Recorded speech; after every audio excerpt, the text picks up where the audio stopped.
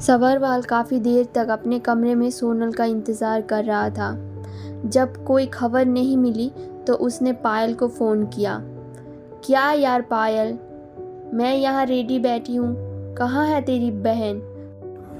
पायल को भी अंदाज़ा नहीं था कि सोनल इस वक्त कहाँ है। क्या कह रहे हो, वो अभी तक वहाँ पर नहीं पहुँची? रुको, मैं पता करती हूँ। पायल ने सोनल का नंबर डायल किया, मगर उसका फ़ोन बंद आ रहा था। वो रिसेप्शन पर गई। वहाँ उसे पता चला कि सोनल अपने रूम की चाबी लेकर ऊपर तो गई थी।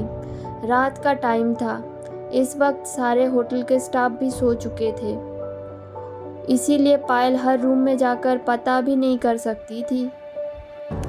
ऊपर उसने खुद ये कांड अपनी बहन के साथ प्लान किया था।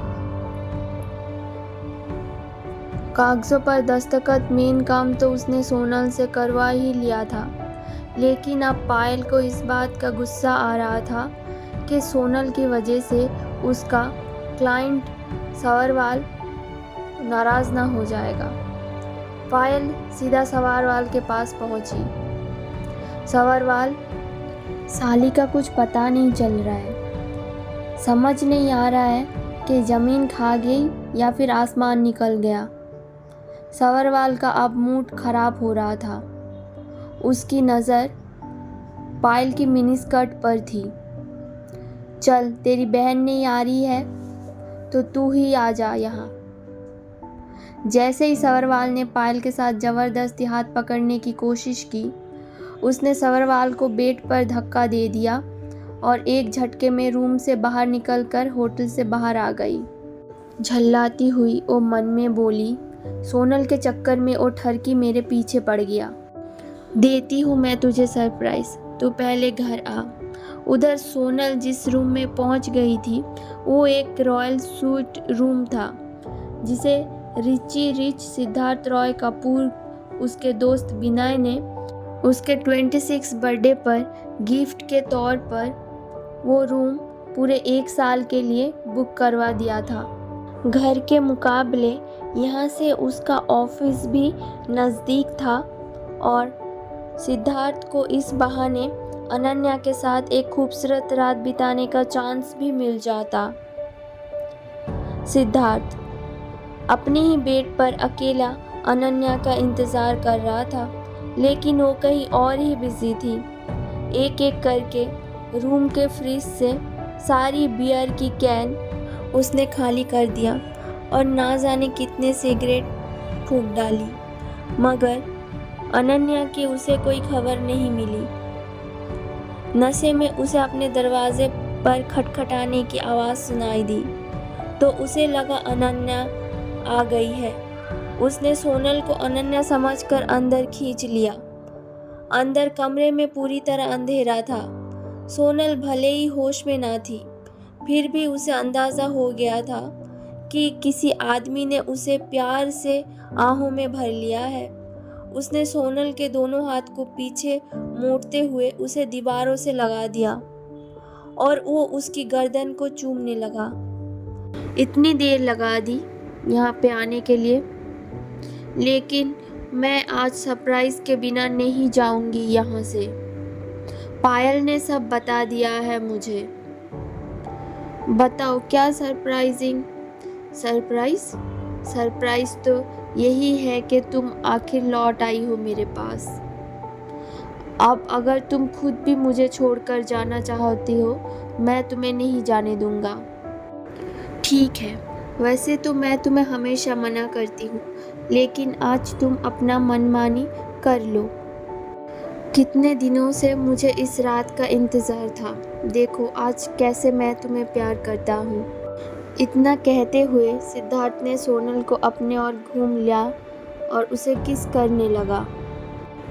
बाहर बारिश शुरू हो गई और शहर में कोहरा मच गया, लेकिन इस कमरे में दोनों का नशा कहर बरसा रहा था।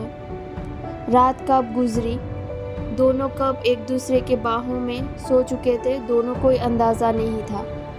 सुबह जब सोनल की नींद खुली तो उसके बदन पर एक भी कपड़ा नहीं था। मखमली चादर में वो एक अनजान आदमी से लिपटी हुई थी। सोनल ने उस आदमी के चेहरे पर एक नज़र डाली तो उसकी सांस जैसे हलक में ही अटक गई। मन ही मन वो बुदबुदाई, "ओ नो, ये क्या हो गया? ये क्या हो गया है मुझसे? ये तो नमन नहीं है। ये क्या हो गया है मुझसे? ऐसा कैसा हो गया?" सोनल के साथ बिस्तर पर एक अजनबी था, जबकि सोनल ने नमन से वादा किया था कि वो शादी के बाद ही उसके साथ एक बिस्तर पे होंगे। इसकी वजह से उनके बीच काफ़ी बार लड़ाई भी हो चुकी है। पहली बार नशा ने सोनल के उसका वजूद ही छीन लिया था। सोनल ने एक रूम पर नज़र डाली और चारों ओर बैलून और हैप्पी बर्थडे का टैग से रूम पूरा आलीशान ढंग से सजा हुआ था। सोनल मन ही मन बोली, ये कैसा सरप्राइज़ था, या मैं किसी का सरप्राइज़ थी यहाँ। सोनल चुपचाप धीरे से उठी और बिना कोई आवाज़ किए अपने कपड़े उठाकर वॉशरूम में चली गई।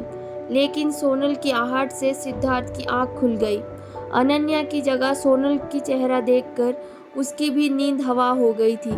नशा पूरी तरह से उतर गया था। उसने अपने सिर पकड़ते हुए बेड पर अपने सामने लड़की पर एक नज़र डाली।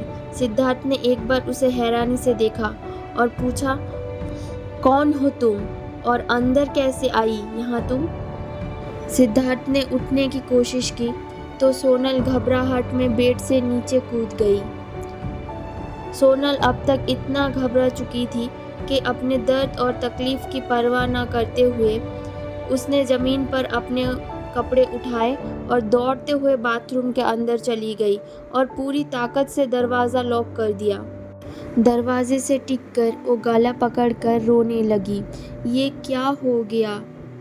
सोनल की रोने की आवाज़ सुनकर सिद्धार्थ जैसे होश में आ गया। वो दिमाग पर जोर डालकर याद करने की कोशिश की, आखिर कल रात हुआ क्या था।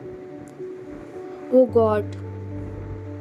सिद्धार्थ ने फ्रस्ट्रेशन में अपना सिर पकड़ लिया। इस वक्त अनन्या की जगह एक अजनबी उसके साथ बेड पर थी। उसका ध्यान फिर से सोनल की चीख चीख कर रोने पर गया। वो मन ही मन बोला, कौन है ये?